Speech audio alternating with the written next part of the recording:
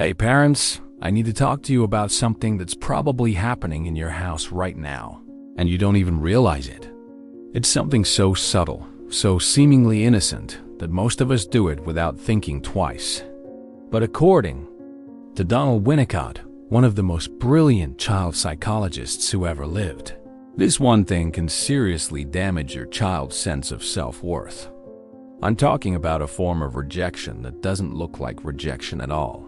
In fact, it often looks like good parenting. It might even look like love. But Winnicott discovered that this subtle pattern can make your child feel fundamentally unworthy, unlovable, and like they have to be someone else to earn your approval. The crazy part? You're probably doing it because you care so much about your child. You want them to succeed, to be happy, to fit in. But without realizing it, you might be sending them a message that who they are right now isn't good enough. Today, we're going to dive deep into what Winnicott called one of the most damaging things we can do to our children's developing sense of self. And more importantly, I'm going to show you exactly how to avoid this mistake and help your child develop genuine, unshakable self-worth. So what am I talking about exactly? Winnicott noticed that many well-meaning parents were constantly trying to improve their children. Not in obvious ways, but in these tiny, everyday moments that seem harmless. They were always redirecting, always correcting, always suggesting a better way to do things. Let me give you some examples that might sound familiar. Your 4-year-old is playing with blocks, building something that looks like nothing to you. Instead of just letting them be, you say something like, "Oh, wouldn't it be better if you made it taller?" Or, "Why don't you try making a house instead?" You think you're being helpful, engaging, maybe even educational. But what your child hears is what you're doing isn't good enough. Or picture this. Your 7-year-old comes home from school, excited to tell you about their day. They're talking about how they played with Sarah at recess and how they made up this silly game. Instead of just listening and enjoying their excitement, you immediately jump in with, "Did you make sure to include other kids too? It's important to be inclusive." Again, you think you're teaching them good values, but what they're hearing is, "The way you naturally interact with friends needs to be fixed." Here's another one that hits close to home. Your child is getting dressed for school, and they pick out clothes that don't match. Your first instinct might be to say, "Are you sure? You want to wear that? The stripes and polka dots don't really go together." You're not being mean. You're just trying to help them look presentable. But what your child experiences is, "My choices aren't good enough." Winnicott called this the false self problem. When children constantly receive messages that their natural impulses, choices, and ways of being need to be corrected or improved, they start to develop what he called a false self.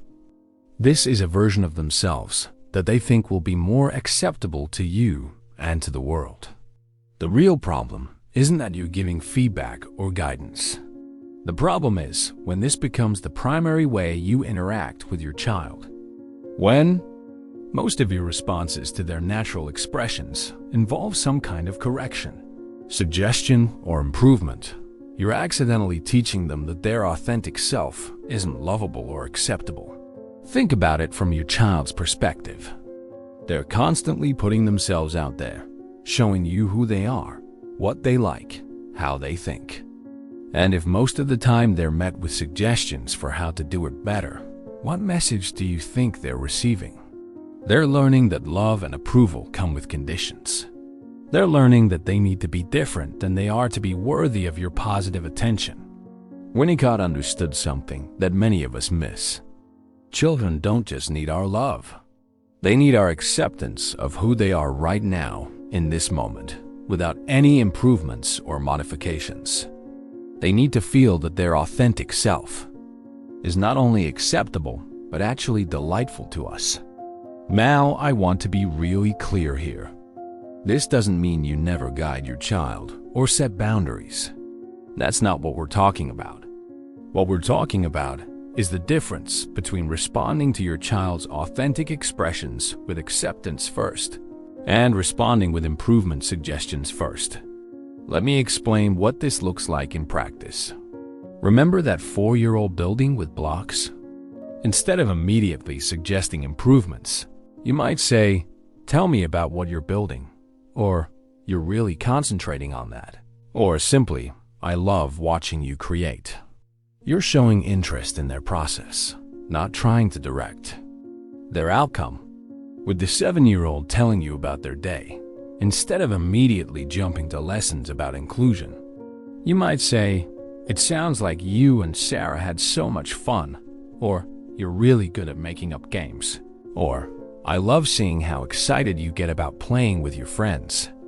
You're celebrating their natural social instincts instead of immediately trying to improve them. And with the outfit situation, instead of focusing on whether the clothes match, you might say, "You really know what you like," or "Those are some bold choices," or simply, "You look ready for your day." You're acknowledging their autonomy and self-expression instead of correcting their taste. Here's what Winnicott discovered. Children who feel genuinely accepted for who they are develop what he called a true self. This is a strong, confident sense of their own identity that doesn't depend on constantly trying to please others or be someone they're not. But children who constantly receive messages that they need to be improved or corrected develop that false self I mentioned earlier. They become really good at figuring out what adults want from them, but they lose touch with their own authentic desires, preferences, and ways of being. The scary part is that this false self can look really good from the outside. These kids might seem well-behaved, high-achieving, and easy to manage, but inside, they're often anxious, people-pleasing, and disconnected from their own sense of worth.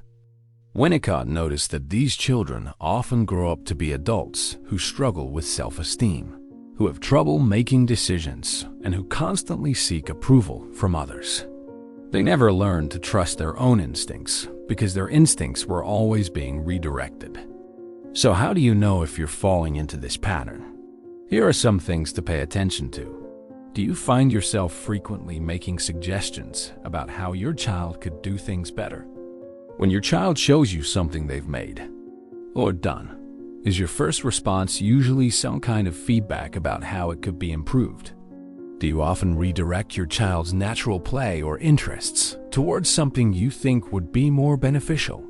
When your child expresses enthusiasm about something, do you immediately think about how to make it into a learning opportunity? Are you constantly worried about how your child's behavior reflects on you as a parent? Do you find yourself correcting things that aren't actually harmful just because they're not what you would choose? If you're recognizing yourself in these patterns, don't panic. The beautiful thing about understanding this is that you can start changing it right away. And the changes you make are going to have a profound impact on your child's developing sense of self-worth. The key is learning to respond to your child's authentic expressions with what Winnicott called mirroring. This means reflecting back to them what you see in a positive, accepting way, without immediately trying to improve or redirect it. So instead of always suggesting better ways to do things, try first acknowledging what they're already doing. Instead of immediately turning everything into a teaching moment, try first celebrating their natural curiosity and creativity. Instead of correcting choices that aren't harmful, try first appreciating their developing autonomy and self-expression. Here's a practical example. Your child shows you a drawing they made. Instead of saying, "That's nice, but why don't you add some more colors?" you might say, "I can see you worked really hard on this," or "Tell me about this part that you drew." Or simply, "You're such a creative kid." Or your child is telling you about a friend at school. Instead of immediately jumping in with social advice, you might say, "It sounds like you really enjoy spending time with them," or "You seem to know a lot about what makes a good friend," or "I love hearing about your friendships." The goal is to Help your child feel that their natural way of being in the world is not only acceptable, but actually wonderful. You want them to internalize the message that they are lovable and valuable exactly as they are, not as they could be with improvements. This doesn't mean you never provide guidance or set limits. Of course you do. But it means that the foundation of your relationship is acceptance and delight in who they are, not constant suggestions for how they could be better. Winnicott believed that children who grow up feeling genuinely accepted develop what he called ego strength. This is the ability to trust their own judgment, to handle criticism without falling apart, and to maintain their sense of self-worth even when facing challenges. When your child feels that their authentic self is delightful to you, they develop the confidence to be themselves in the world. They don't need to constantly perform or achieve to feel worthy of love. They know that their worth comes from who they are, not from what they do or how well they do it.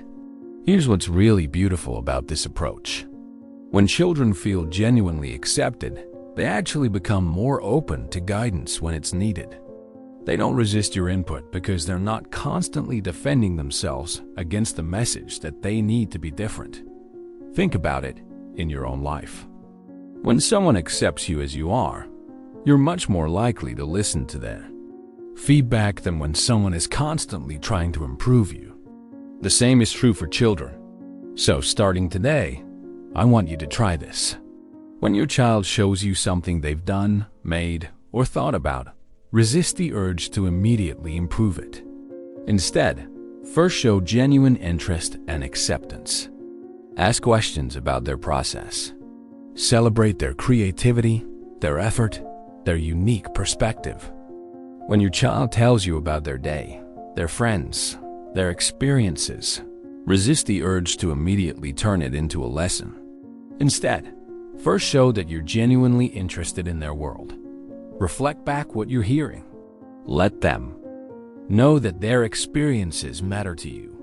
When your child makes choices that aren't harmful but maybe aren't what you would choose, resist the urge to redirect them. Instead, first acknowledge their autonomy. Show them that you trust their ability to make decisions about their own life.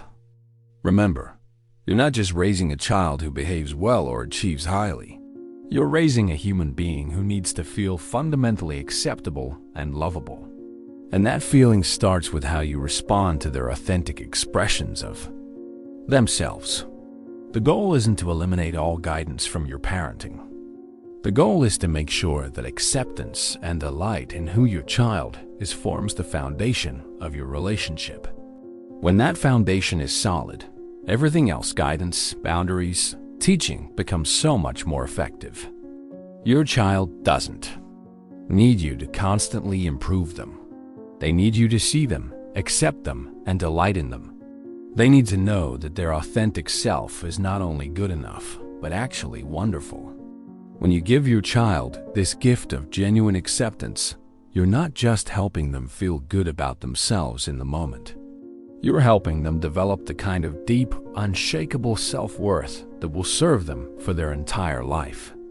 And that, according to Winnicott, is one of the most important things any parent can do.